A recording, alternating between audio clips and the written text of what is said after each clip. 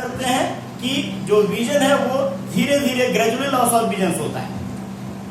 दूसरा traumatic cataract, चोट की वजह से कैटरेक्ट हो सकता है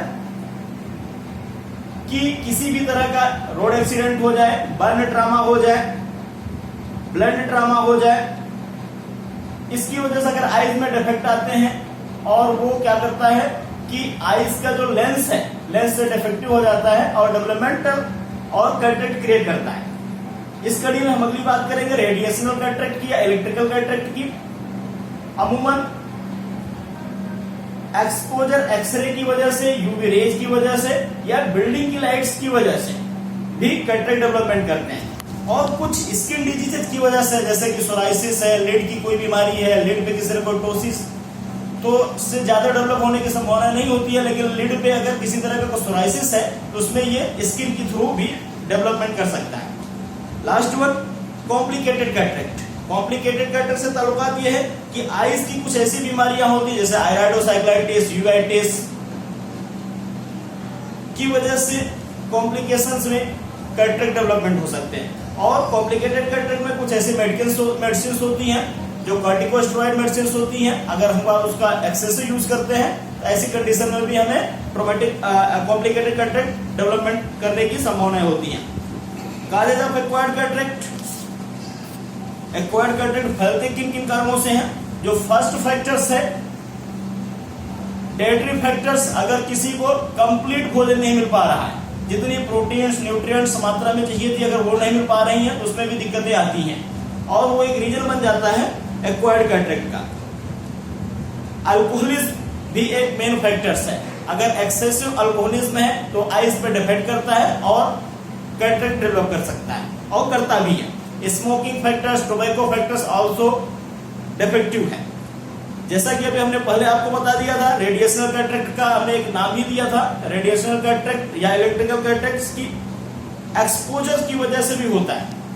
डायबिटिक मेलिटस, अगर कोई पेशेंट है जिसकी शुगर हमेशा बढ़ी रहती है, घटती रहती है, तो इसकी वजह से भी कैटरेक्ट डेवलप कर जाता है। अननेसेसरी मेडिकेशंस लाइक कार्टिकोस्टेरॉइड, कुछ लोग होते हैं कार्टिकोस्टेरॉइड ज्यादा खाते हैं किसी बीमारी की वजह से। इन बीमारियों में जैसे ब्रोंकाइटिस, सांस की पुरानी दिक्कत, दमा की दिक्कतों में भी स्टेरॉइड मेडिसिन मैक्सिमम लेते हैं लोग। और कुछ पोस्ट ऑपरेटिव कॉम्प्लिकेशन की वजह से भी होती है कि सपोज करिए किसी चीज का आइज में ऑपरेशन कराया था, डेवलप कैटरेक्ट नहीं था, लेकिन उसकी जो मेडिकेशन हुई उसकी वजह से क्या हुआ, कॉम्प्लिकेटेड कैटरेक्ट डेवलप कर गया। अब कैटरेक्ट को कॉर्नियल ओपेसिटी से डिफरेंस करना बहुत जरूरी है, क्योंकि अगर आम जन देखेंगे तो कैटरेक्ट और कॉर्नियल ओपेसिटी दोनों एक जैसे दिखते हैं, लेकिन corneal opacity that is the means की ओपेसिटी जो है वो कॉर्निया में है और कैटरेक्ट की ओपेसिटी जो होती है वो लेंस में होती है। अब हम इसकी बात करेंगे साइन सिम्टम्स की।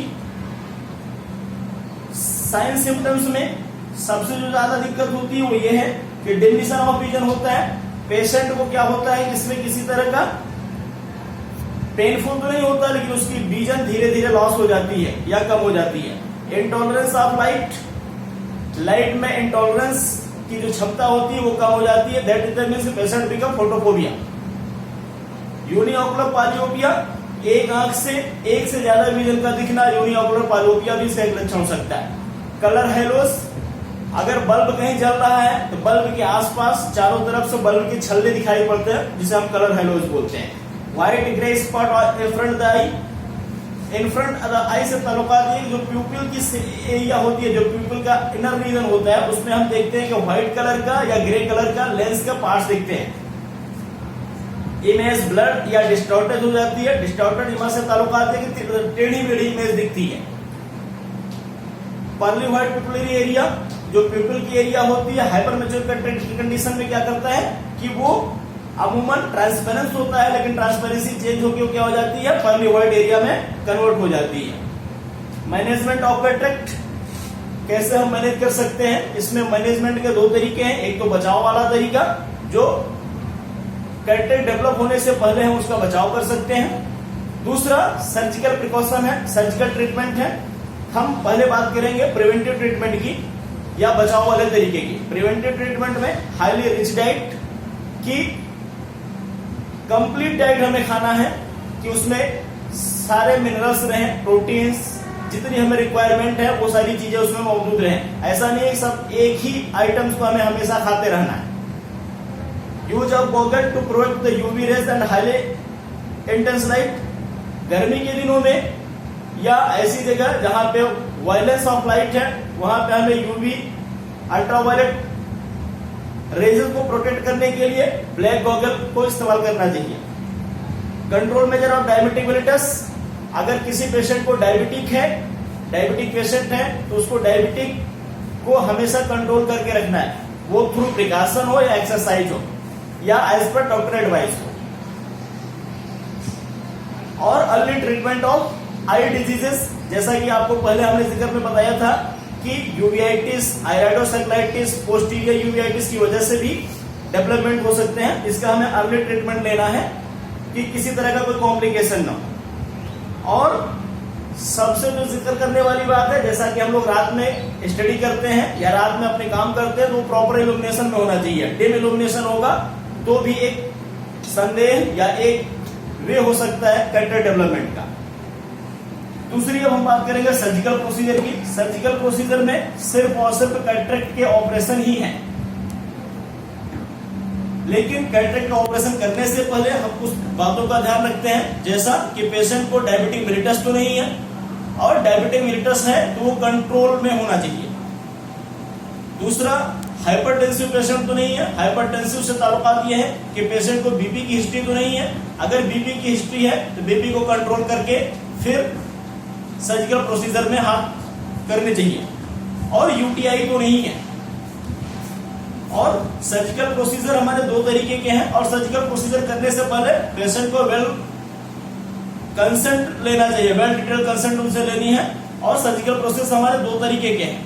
एक सर्जिकल प्रोसेस में क्या था कि पुराने जमाने में क्या हुआ करता था, लेंसेस, पूरा का पूरा लेंसेस निकाल दिया जाता था, जिसे हम लोग क्या बोलते थे, अफेकिया बोलते थे। अफेकिया से ताल्लुकात ये है कि उसमें क्या है कि जो लेंस होता था, नेचुरल लेंस होता था, उसको निकाल देते थे और उसको नेचुरल लेंस को निकालने के बाद छोड़ देते थे। लेकिन नाउअडेज स्यूडोअफेकिया का प्रोसीजर भी है। स्यूडोअफेकिया से ताल्लुकात है कि लेंस को रिमूव करने के बाद आर्टिफिशियल लेंस डाल देते हैं, और आर्टिफिशियल लेंस डालने के भी प्रोसीजर है। उन प्रोसीजर्स में जैसे कि स्मॉल इंसिजन कैटरेक्ट सर्जरी थी और फेकोएमल्सिफिकेशन को मॉडिफाइड करके बनाया। Thank you.